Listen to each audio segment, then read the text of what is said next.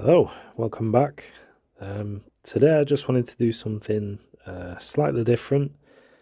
I know normally I do like to use some sort of reference, either a photograph that I've taken or something of a reference. But this scene, I just wanted to do something really quick, really simple and easy.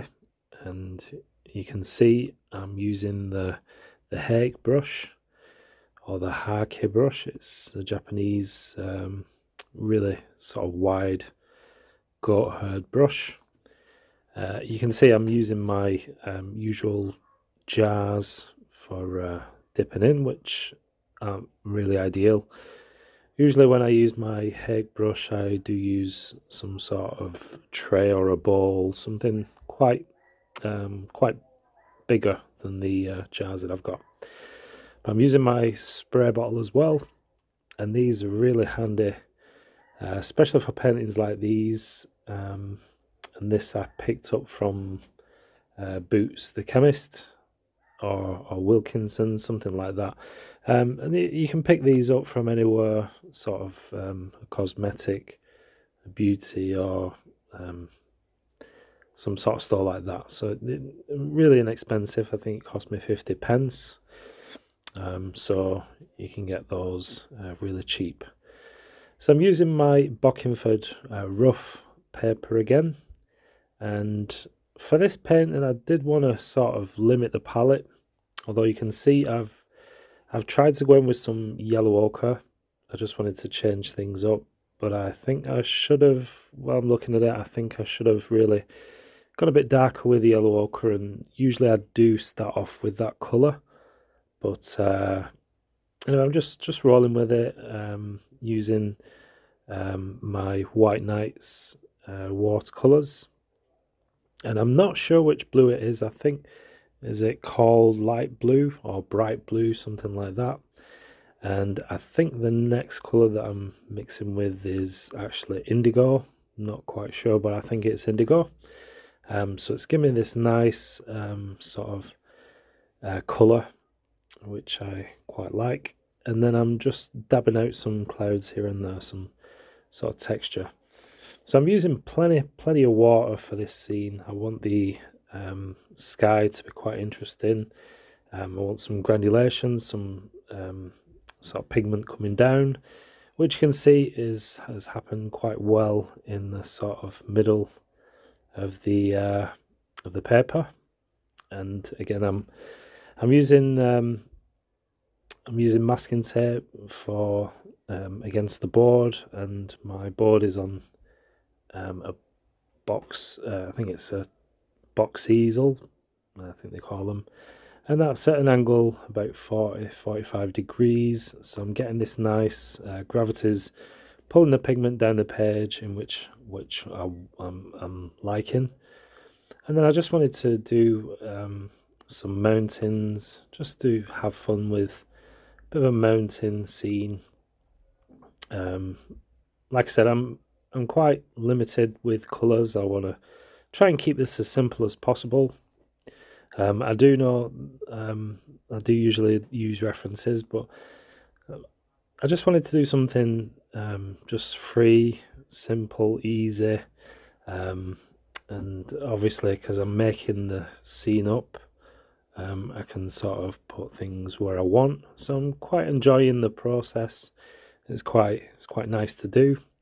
So if you do like to paint from references, and you maybe facing some sort of artist block, painter's block, or just finding it hard to find any references, and why not give this a go? Just chuck the paint down, use the Hake brush, because you can't really mess around with the Hake brush. You can't do too many details or get carried away in the finer sort of being exact. So it's a really nice way to paint. And obviously you can see I'm using my old credit card, cut-up credit card, which is great for scraping out sort of textures. I've never done sort of mountains with this technique before, but I think it does lend itself quite well for the for the texture of the mountains. I think I would like to use, I do have another card, a smaller card, which I think is, it's just smaller, so the rounded edges are a smaller rounded edge, if that makes sense.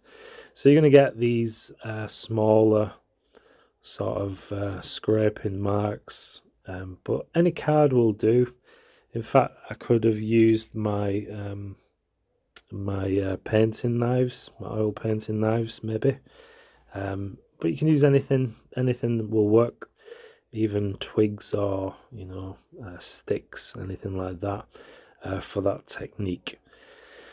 So yeah, I'm just concentrating on wet and wet for the sky, using the tissue for lifting some of the clouds, and you can see also using that to just give a bit of distance for the background mountains.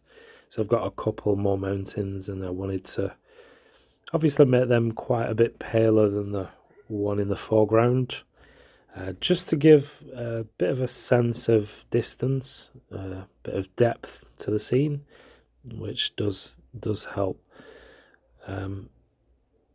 So you can see I didn't press record on the camera, so that's my fault. But I just added some darker tones now, just picking some of those scrapings that I've done with the card, and then just going over with a bit of water, softening some of the, because it gives a sharp sort of texture, and you do want some softer sort of areas as well, a bit of blending. And so I've gone in and added some water to that, and then just a bit of darker tone to the front, like a ridge sort of coming forward, coming towards us, as if we're sort of stood on the side of a mountain, looking at this view. So just picking out some bits, darkening here and there, softening back, and that's pretty much all there is to this painting. It really is simple. So if you do find yourself stuck for things to paint and maybe a bit of artist block, then why not give something like this a go? It really is simple, and I think maybe I could have gone with some more colours. I'm not sure, but that makes it simple as well, just keeping it to a minimum palette, and then just removing the tape carefully just to get that clean crisp edge. Just gives it a nice sort of finishing touch. So there we have it. I know it's a really short video, but I enjoyed painting this, and it's good just to have that sense of freedom, just to put that paint down, and even before you know what you're painting, just go ahead and do that, and just have fun with the paint. So there we go. I hope you like it. Please like this video, and I'll see you in the next video soon. Thanks for watching. Bye bye.